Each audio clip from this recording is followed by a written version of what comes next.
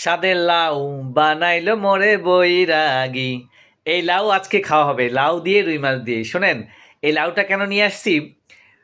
পুরো শীত চলে গেল, আমি লাউ এমনিতেই মানে পছন্দ তেমন করি না, কিন্তু এই পুরো শীত চলে গেল, মানে লাউ খাওয়ার তেমন একটা মন মানসিকতা আমার ছিল না, লাউ খাওয়ার রুচিতে আমার আসেই নাই।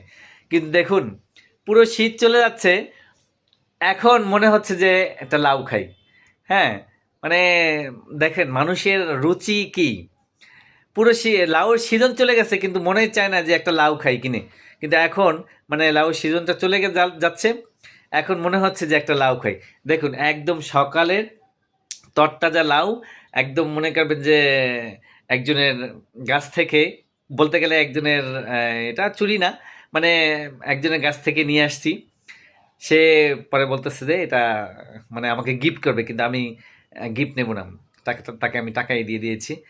ধন্যবাদ সবাইকে। আজকে লাউ দিয়ে রুই মাছ দিয়ে